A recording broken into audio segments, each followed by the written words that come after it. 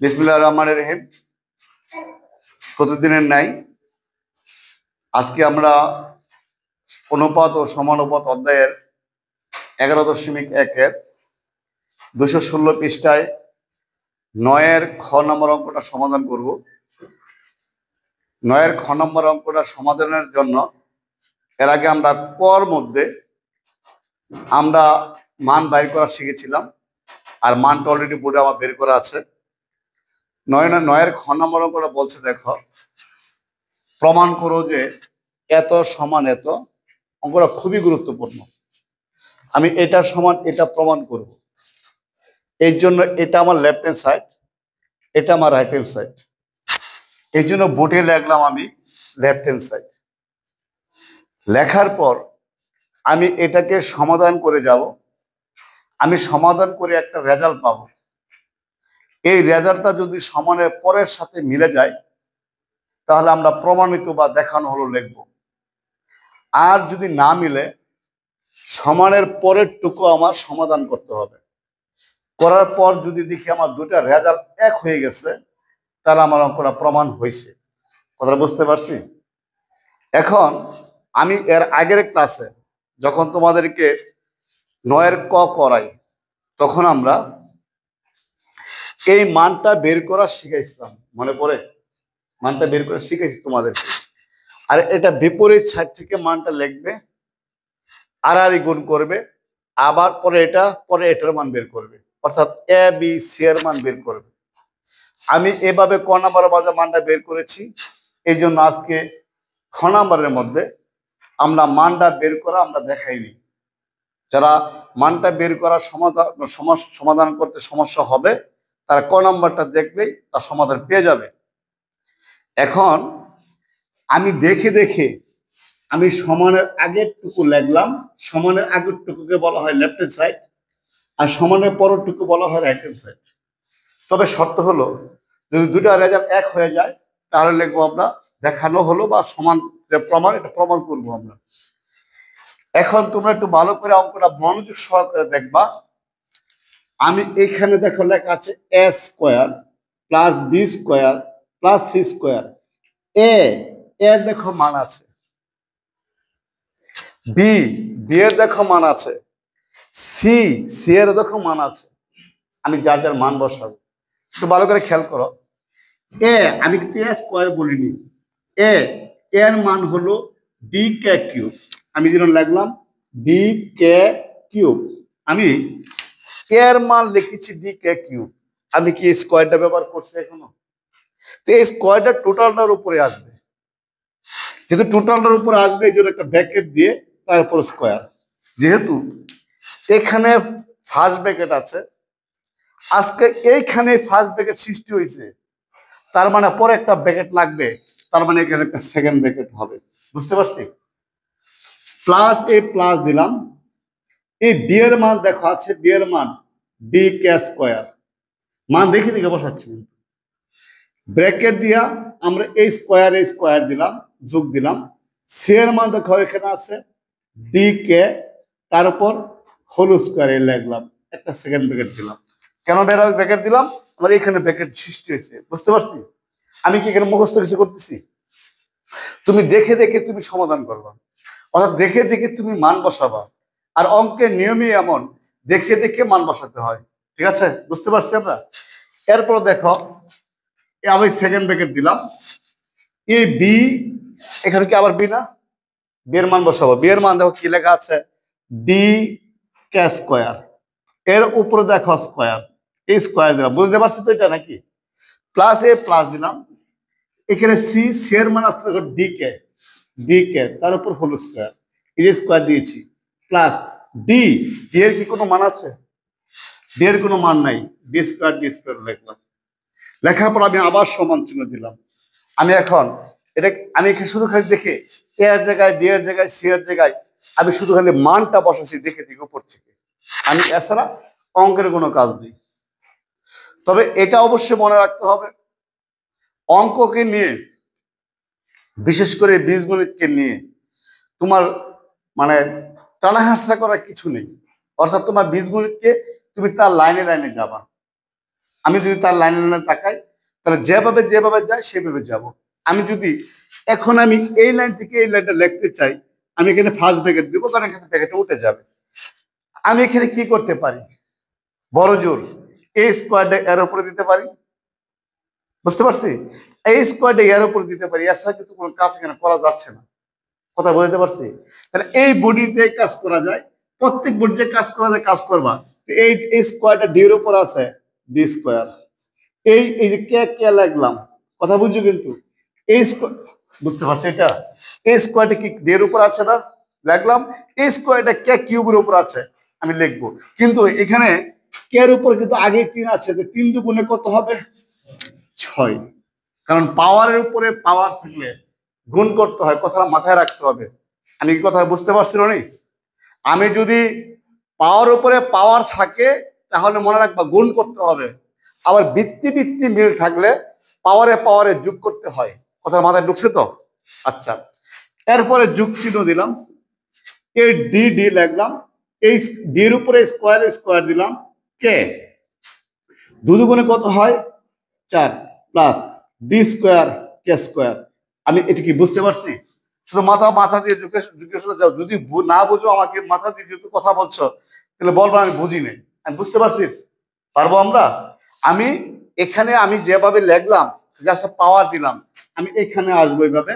এই স্কোয়ারটা ডি এর উপরে দিয়ে দাও, আবার কে দুগুণে কত হয়? 4 যোগ ডি এর উপরে স্কোয়ার দাও, কে এর উপরে স্কোয়ার দাও, প্লাস ডি স্কোয়ার, এটা আগে দেওয়া ছিল, ব্র্যাকেট দিলাম।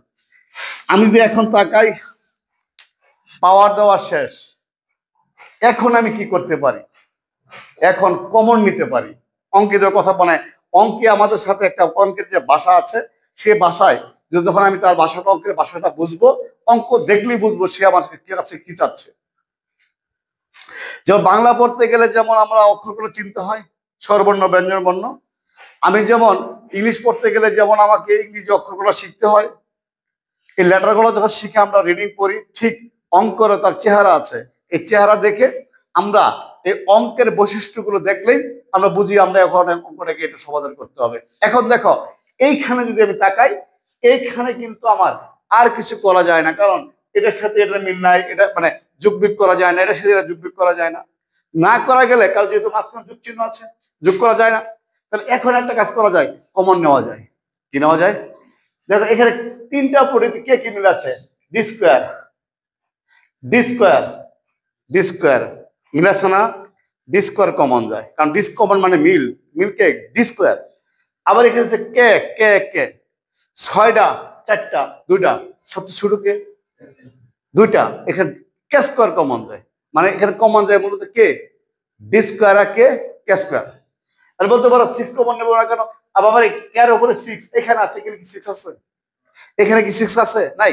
কিন্তু এখানে 2 আছে, 4 এর ভিতরে 2 আছে, 6 এর ভিতরে 2 আছে। বুঝতে পারছি? এই জন্য আমি এখান থেকে ডি স্কোয়ার কে স্কোয়ার আমরা কমন নেব। ডি স্কোয়ার কে স্কোয়ার কমন নেই, ডি স্কোয়ার লাগলাম, এই কে স্কোয়ার লাগলাম। আমরা বুঝতে পারছি এটা?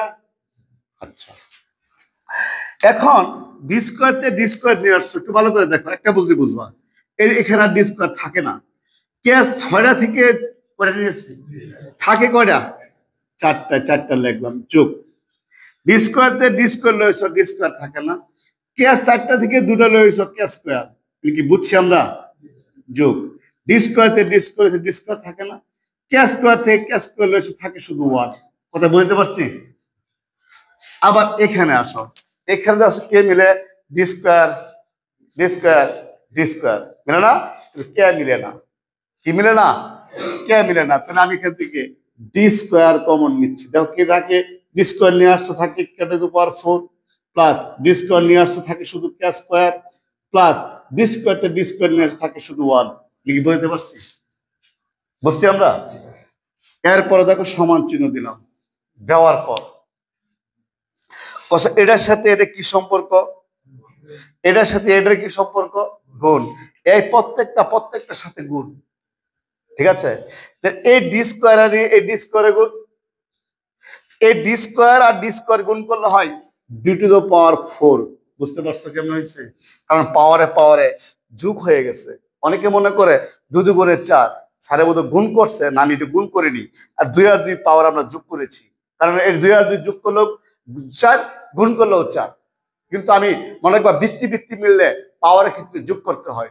কি করতে হয়? তার মানে এখানে পাওয়ার ছিল 2, এখানে 2, এখানে 2, এই যে 4 লিখছি। বাইরে আছে কে, আরে বাইরে কি আর কিছু আছে? কে আছে? আমি কি লাগলাম? কে স্কয়ার। এরপরে দেখো ব্র্যাকেট। দেখো এইটা এটা এইটার এটা মিলছে না, এটার মধ্যে মনে মনে একটা পাওয়ার আছে 1, আবার এটা মনে মনে পাওয়ার আছে 1, এক আর 1 যোগ করলে কত হয়? তার মানে এটার এটা যোগ করলে এর উপর স্কয়ার হয়। এভাবে বোঝা যায় এটা লাগে এটা কি সম্পর্ক, এটা কি একই জিনিস। এ গুণ করলে কি হয়? বিবি গুণ করলে কি হয়? সিসি গুণ করলে কি হয়? এটা গুণ করলে কি হয়? তাহলে এটা গুণ করলাম, এটা স্কয়ার। তার মানে এখানে লিখবো আমি 10⁻4 প্লাস কে স্কয়ার প্লাস 1 তার উপর হোল স্কয়ার। বাবারা এটুকু কি বুঝতে পারছি আমরা? এটা আমরা লেফট হ্যান্ড আনসার পেয়েছি। কার আনসার পেয়েছি? কিন্তু রাইট হ্যান্ডের সাথে মিলে নাই। কার সাথে মিলে নাই? রাইট হ্যান্ডের সাথে মিলে। তাহলে আমাকে রাইট হ্যান্ড সাইডটা সমাধান করতে হবে। সমাধান করার পর সানিয়া, সমাধান করার পর যদি আমরা দেখি এই লেফট হ্যান্ডের মতো আনসার আমার হয়েছে, তাহলে আমার তো কোনো প্রমাণ হয়েছে। বুঝতে পারছি আমরা? তাহলে লিখবো আমি এখানে, আমি এখানে লিখি, তোমরা অবশ্যই বুঝবে। রাইট হ্যান্ড সাইড সমান, দেখে দেখে লেখো A B plus B C plus CD, তার উপর কি দেখো তো, আমি এখন মান বসাবো ব্র্যাকেট। এটা কে, এর মান আছে দেখো ডি কে কিউব। বুঝতে পারছি আমরা? ইনটু এ কে বি না, মানে এর সাথে বি এর সম্পর্ক, গুণের সম্পর্ক, বি এর মান বি কে স্কয়ার। বুঝতে পারছি? প্লাস আবার বি এর মান ডি কে স্কয়ার ইনটু সি এর মান ডি কে। বুঝতে পারছি? আবার প্লাস সি এর মান ডি কে ইনটু ডি এর মান না ডিডি, তার উপর হোল স্কয়ার। আমি এখন কি করব দেখো, আমি এর ভিতরে কি করতে পারি একটু ভালো করে দেখো। এর লোক এটা কি গুণ করা যায় না? আগে কমন নেবো, ঠিক আছে, আগে গুণের কাজ করা যায় বডিতে। সরি, এই ডি আর ডি গুণ করলে কি হয়? আমি কি গুণ করেছি না পাওয়ার যোগ করেছি? পাওয়ার যোগ করেছি, কারণ এখানে একটা 1 পাওয়ার আছে, এখানে একটা 1 পাওয়ার আছে। কারণ হলো আমি এখানে লিখবো কে 3 আর 2 যোগ করলে হয় 5। যদি আমি বলি এটা গুণ করেছি, তাহলে এখানে 3 2 করে 6 লেখা উচিত ছিল। কারণ এর ভিত্তি কে, এর ভিত্তি কে, এখানে তো আমি 3 আর 2 যোগ করছি। তাহলে আমি যদি এটা ডিডি গুণ করে ডি স্কয়ার হয়, তো স্যার এটা যদি গুণ করে ডি স্কয়ার হয়, এই কে কে গুণ করে না হয়, তাহলে কেন 6 লেখা না কেন? তারপরে ভিত্তি ভিত্তি মিললে সেটা গুণ করা হয় না, দুটাতে একটা লিখে পাওয়ারটা যোগ করতে হয়, মনে থাকবে। কিন্তু ডি ডি 1 পাওয়ার 1 পাওয়ার, ডিডি গুণ করলে ডি স্কয়ার হয়। আবার ডি দুটা থেকে কমন নিয়ে আমি 1 যোগ 1 লিখি, তাহলে ডি স্কয়ারই হয়। কথা বুঝতে পারছো? একটা কথা আছে না, দাঁতলার হাসলেও দাঁত দেখা যায়, কানলেও দাঁত দেখা যায়, চুপ থাকলেও দাঁত দেখা যায়। ঠিক আছে? এর লেগে ডি এর দশরা হলো দাঁতলার মতো তার দাঁত দেখা যায়। ঠিক আছে? এরপরে যোগ এই যোগ দিলাম, এই ডি আর ডি গুণ করলে হয় ডি স্কয়ার। যদি গুণ করছি আমরা কি পাওয়ারে গুণ করছি? যোগ করছি। আবার কে এর একটা 3 2, এর একটা কি আছে 3। বুঝতে পারছি? যোগ আবার ডি স্কয়ার কে, এটা কি বুঝছি আমরা? তার উপর হোল স্কয়ার সমান দিলাম। এখন আমরা দেখো কমন নেওয়া যায়, কি নেওয়া যায়? দেখা যাচ্ছে কে কমন যায়, ডি ডি মিলে আছে, দেখো D square D square D square মিলছে না? কথা বলা না, মিলছে। কে কে কে মিলছে না? সবার ছোট কে, কে কে 5টা 3টা 1টা, সবার ছোট কে 1টা। তাহলে শুধু কে মিলে, কিন্তু কে 5টা মিলে না, 3টাও মিলে না। বুঝতে পারছি? কিন্তু কমন যা ডি স্কয়ার কে, কি কই? আচ্ছা, আমি লিখলাম ডি স্কয়ার কে কমন নিলাম, থাকে কে দেখো তো, ডি স্কয়ার নিয়ে আসছো, ডি স্কয়ার আর থাকে না, কে কয়টা নিয়ে আসছি? কয়টা? একটা, থাকে কয়টা? 4টা, 4টা লিখলাম। বুঝতে পারছি? যোগ যোগ দিলাম, D square D square D square আর থাকে না, কে 3টা থেকে একটা নিয়ে আসছে, থাকে কয়টা? 2টা, যোগ ডি স্কোয়ার থেকে ডি স্কোয়ার নিয়ে আসছি আর থাকে না, কে থেকে কে নিয়ে আসছি কে আর থাকে না, তার মানে থাকে 1। কি বুঝতে পারছি আমরা? ব্র্যাকেট দিলাম, পরে কি আছে এই স্কোয়ার দেওয়া আছে, আমি স্কোয়ার দিলাম। বুঝতে পারছি? আমি কি অঙ্কটা কোনো ভুল করেছি? হ্যাঁ করেছি। কি ভুল করেছি আমি বলে দিই তোমাকে। আমি এই লাইন থেকে এই লাইনে একটা ভুল করেছি, কিন্তু তোমরা ভুলটা সাধারণত দেখছো না। আমি কথা বললি তোমরা বুঝতে পারবে কোথায় ভুল করেছি। সে ভুলটা হলো, আমরা এখানে সবাই আমরা এই রুমটার ভিতরে আছি, আমরা কি এই ছাদের নিচে আছি না? এখন যদি আমরা দুজন যদি আমরা বাইরে চলে যাই, আমরা কি ছাদের নিচে ছিলাম না? কথা বলো, ছাদের নিচে ছিলাম। আমার এই স্কোয়ারটা এই সবটির উপর ছিল না? এখন যদি কেউ যদি এর বাইরে চলে আসে, তার উপর কি স্কোয়ার থাকবে না? কথা বলো না কেন? অবশ্যই থাকবে। আমি যদি এই সবটির উপরে যদি আমার এই স্কোয়ার থাকে, আমি যদি এই ভিতর থেকে কোনো সংখ্যা যদি বাইরে নিয়ে আসি, নিশ্চয়ই এই স্কোয়ারটা এর উপরও থাকবে। কিন্তু আমার কিন্তু এখন যেভাবে লিখছি, এই স্কোয়ারটা কিন্তু এর উপর, শুধু এর উপরে আছে, এর উপরে নাই। বুঝতে পারছি? এই জন্য কি করতে হবে, কারণ ফার্স্ট ব্র্যাকেট যেহেতু আছে, এখানে একটা সেকেন্ড ব্র্যাকেট দিয়ে দেই, সেকেন্ড ব্র্যাকেট দিয়ে দেই, তাহলে এখন এই ব্র্যাক এই মানে এই টুটা অর্থাৎ পাওয়ারটা এই সবটির উপরে আছে। বুঝতে পারছি? সমান সমান দিলাম, এই স্কোয়ার এর উপর আছে না, এ স্কোয়ার এর উপর আছে, আবার এ স্কোয়ার সবটির উপর আছে। বুঝতে পারছি আমরা?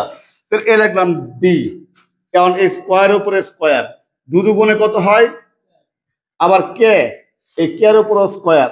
বুঝতে পারছি? আবার ব্র্যাকেট এই সবটির উপর square, K to the power 4 plus K square plus 1 তারপর হোল স্কোয়ার। দেখো তো লেফট এর রাইট এর মিলছে কিনা, একই চেহারা হয়েছে। আমার লেফট এর যে রেজাল্ট পেয়েছি, রাইট এর সে একই রেজাল্ট পেয়েছি। অঙ্কটা বলছে দেখাও যে খ নাম্বার এত সমান এত, দুটো সমান হয়েছে আমাদের, এই জন্য লিখবো অতএব লেফট হ্যান্ড সাইড সমান রাইট হ্যান্ড সাইড শুট লিখবা, কারণ দেখাইতে বলছে। একটা কথা বলি শোনো, সেটা হলো শুট আমি লিখলাম, সেটা হলো যদি এমন হইতো আমি লেফট হ্যান্ড সাইড দিয়ে রাইট হ্যান্ড সাইড পেয়ে গিয়েছি, তাহলে আর লেফট হ্যান্ড না রাইট হ্যান্ড লেখার দরকার নাই, সরাসরি কি লিখতাম আমরা শুট। অনেকে কত কিছু লিখছি আমরা এরকম, যে অঙ্কে লেফট হ্যান্ড সাইডে লিখতে হয়, সমাধান করতে হয়, রাইট হ্যান্ড সাইডে সমাধান করতে হয়, সেই অঙ্কে অবশ্যই লেফট হ্যান্ড সাইড সমান রাইট হ্যান্ড সাইড থেকে শুট বা প্রুট লিখতে হয়। কথাটা মনে থাকবে? যা হোক অঙ্কটা অবশ্যই বাসায় দেখবে। অঙ্ক সমাধানে একটা অস্ত্র অবশ্যই মনে রাখবে, সে অস্ত্রটা হলো যে যত সমাধান করবে, যে যত চর্চা করবে, যে অঙ্ককে বেশি সময় দিবে, তার জন্য অঙ্ক সহজ হয়ে যাবে এবং সে অঙ্কটা সহজে পারবে। এটাই অঙ্কের ধর্ম। আমাদের সবাই আমরা যদি অঙ্কটা যদি বারবার চর্চা করি, অঙ্কটা আমরা খুব ভালো পারবো। সবাই ভালো থেকো, সুস্থ থেকো, আল্লাহ হাফেজ।